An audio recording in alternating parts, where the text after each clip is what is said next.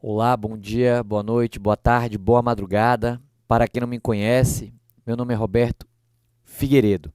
Sou procurador do estado da Bahia, advogo há 20 anos aqui, há mais de 2 décadas aqui na nossa região, moro em Salvador. Com muita alegria, a gente vai começar hoje o nosso encontro na pós sobre o tema da família matrimonializada. Eu me sinto muito à vontade para tratar sobre esse assunto. Foi meu tema de dissertação em mestrado na UFBA, aqui na Universidade Federal da Bahia, envolveu o tema de direito de família. Eu vivo dentro de uma família matrimonializada, eu constituí a minha família matrimonializada há 20 anos, exatamente em 2000, por coincidência, né? E eu vivo na mesma família matrimonializada desde então. Eu vim de uma família matrimonializada, meus pais eram casados e se mantiveram casados até o fim da jornada. Então eu acredito que, de alguma forma, em alguma medida, seja pelo pouco conhecimento acadêmico que eu adquiri, estudando sempre o tema de direito de família, uma matéria que eu leciono há muitos anos também na faculdade aqui de Salvador, seja sendo a minha dissertação de mestrado, seja vivenciando no meu dia a dia esses assuntos, eu espero de alguma maneira poder contribuir nessa pós com algumas reflexões jurídicas aprofundadas, interessantes, que tragam para você um desenvolvimento teórico, uma nova forma de pensar essa família matrimonializada e traga para você também soluções práticas, uma habilidade, né, que lhe permita desenvolver habilidades, ferramentas úteis ao desenvolvimento e à solução de temas que venham a aparecer no seu dia a dia, que não é fácil, né? A gente advoga aqui na, na área de direito de família e sucessões, aqui em Salvador, basicamente, né?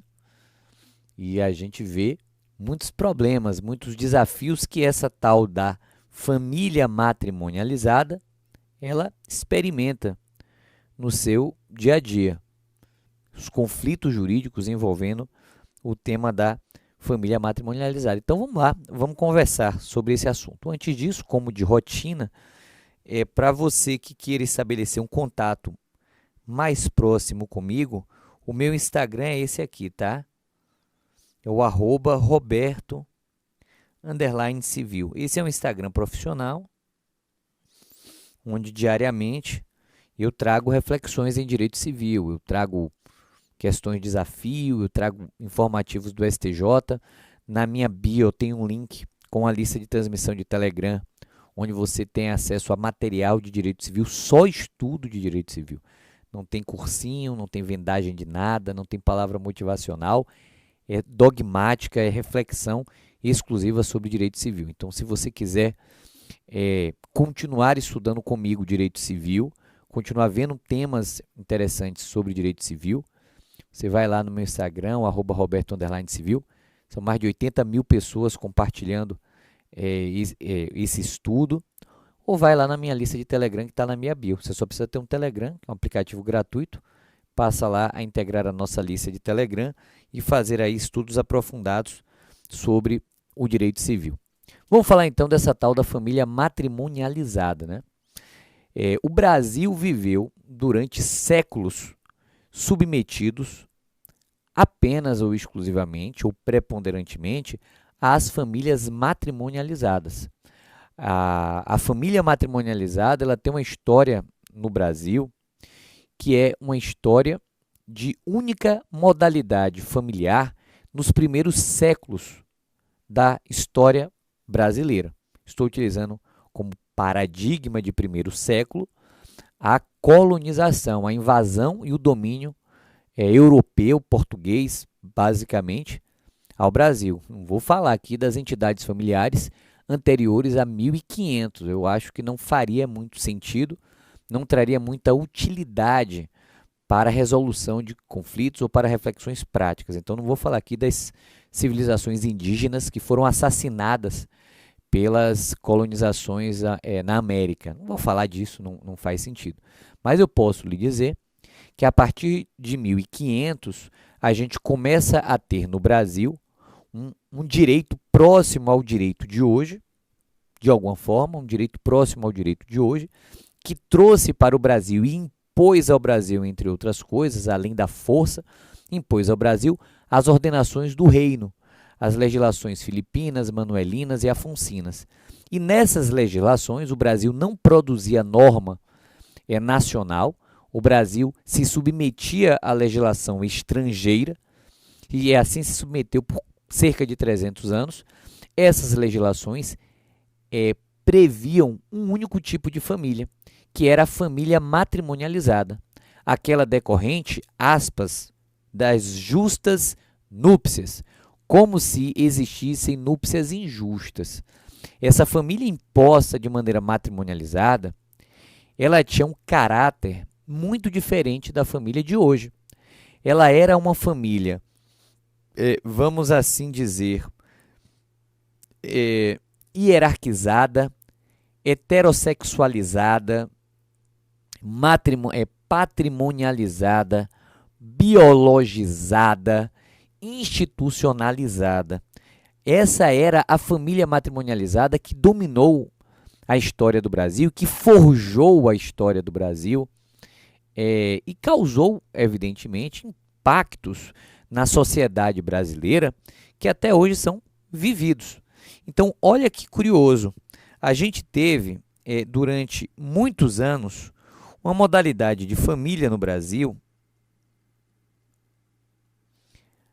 Eu vou utilizar aqui como marco histórico que me parece muito importante a Constituição Federal de 88, parece que é um marco importante.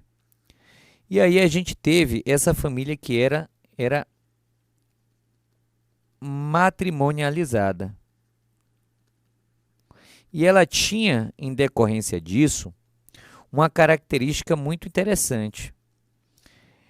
A única forma de constituição de família, durante séculos no Brasil, era essa. Fora daí, não seria família. Então, se eu quisesse constituir uma família, eu tinha que casar. E aí a gente vê expressões interessantes, né? Filha minha não sai de casa se não estiver casada, ou algo do tipo, né? Essa família matrimonializada, ela era uma família institucionalizada. Ela era uma família institucionalizada. Ela era uma família hierarquizada na figura do pater, né? Na figura do homem. Ela era uma família biologizada, não se falava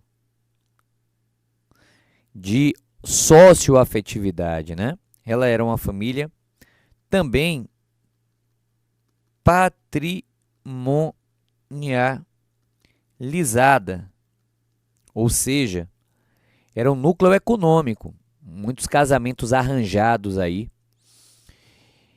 Portanto, e ela finalmente era uma família heterossexualizada. Não se imaginava. E finalmente uma família monogâmica. E até hoje nós verificamos a manutenção dessa tradição no Brasil, evidentemente, mais reduzida. E foi reduzida por uma série de fenômenos que aconteceram paulatinamente na história do Brasil e que transformaram a família brasileira para melhor. Ao longo da história, aquele tipo de família, aquele modelo de arranjo familiar, não era mais compatível com o projeto de sociedade progressista que estava sendo desenvolvido na sociedade brasileira. A jurisprudência, então, ela começa a construir outros arranjos familiares que não serão objeto dos nossos estudos, porque o foco, o corte epistemológico nosso é sobre a família matrimonializada. O fato é que nós observamos notadamente pós 1988, o fenômeno da desmatrimonialização. Muitas pessoas saíram dessa ideia da família matrimonializada. Para dar um exemplo, eu pego o meu irmão, professor Luciano Figueiredo. Fizemos mestrado junto na UFBA, ele doutorando agora pela PUC de São Paulo. Escrevemos juntos Manual de Direito Civil, coleção, sinopse para concurso, todos da editora Juspod. Dá o exemplo do meu irmão Luciano. Ele não é formalmente casado. Ele constituiu a família dele mediante união estável. Nunca colocou no papel. Tem filho, é monogâmico, tem uma família muito próxima à minha, mas, com a diferença, não se submeteu a nenhuma solenidade. Esse fenômeno jamais seria dito por um professor de direito há 20 ou 30 anos atrás, em uma aula de pós-graduação. Seria um tabu, porque não seria família para muitas pessoas da sociedade brasileira da época. Mas o fato é que, com a Constituição, com o desenvolvimento jurisprudencial e especialmente a Constituição Federal de 1988, que redemocratiza e pluraliza o Brasil, a gente acabou vendo novos modelos de arranjo familiar. E existindo novos modelos de arranjo familiar, naturalmente há uma queda das famílias matrimonializadas. A gente passa a ter, portanto, várias formas de constituição de família. A gente passa a ter a família mosaico, vamos assim dizer, várias formas de constituição da família, porque a família agora ela passa a ser funcional e não uma família instituição. Ela passa a ser uma família eudemonista, aquela que busca o desenvolvimento e a finalidade dos seus membros, dos seus integrantes. Ela deixa de ser uma família hierarquizada e passa a ser uma família isonômica. Igualdade entre homem e mulher, igualdade entre os filhos, igualdade entre todos. Ela passa a ser uma família não mais biologizada. Ela fica desbiologizada diante da figura do afeto. Ela não fica mais patrimonializada, ela fica despatrimonializada. E aqui nós temos, sem dúvida nenhuma, a figura da socioafetividade, que era um princípio jurídico que não se falava até bem pouco tempo atrás.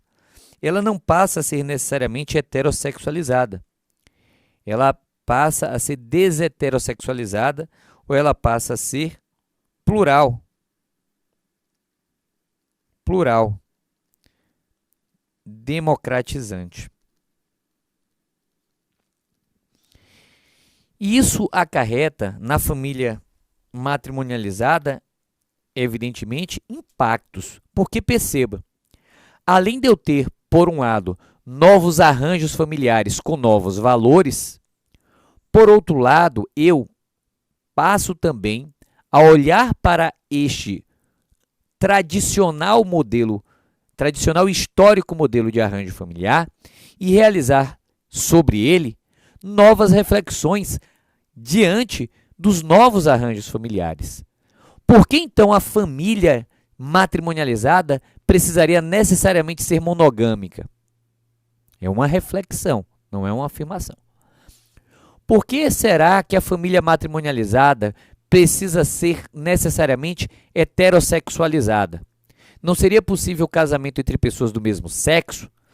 Por que será que a família matrimonializada ela precisa ser patrimonializada e institucionalizada? Será que ela não pode ser eudemonista? Será que ela não pode ser funcional? Logo, essas mudanças que aconteceram por decorrência de avanços jurisprudenciais e por decorrência de legislações, Estatuto da Infância e do Adolescente, Lei Brasileira de Inclusão, Estatuto da Pessoa com Deficiência, Estatuto do Idoso, Constituição Federal, por aí vai, vão gerar uma ressignificação da própria família matrimonializada. E é isso que a gente vai tratar ao longo desse encontro. A gente vai pegar a dogmática da família matrimonializada, aquilo que Maria Helena Diniz chama de direito matrimonial, e vamos passar por esse direito matrimonial, ressignificando-o diante das novas questões, dos novos temas de direito de família. Por exemplo, pegar um tema qualquer. Se você pega o tema da validade do casamento, capacidade para casar, você vai encontrar uma alteração normativa de 2019. Trataremos dela já já. Uma alteração legislativa do ano passado, que é decorrente em muito de tudo isso que nós estamos a falar. Idem para o estudo das nulidades do casamento. Mas esses temas a gente começará a falar a partir dos próximos blocos, tá? Aqui foi uma ideia apenas nesse primeiro bloco de contextualizar esse assunto da família matrimonializada como um ponto de partida para todas as nossas reflexões. Eu sou Roberto Figueiredo e já já eu volto para continuar o nosso bate-papo.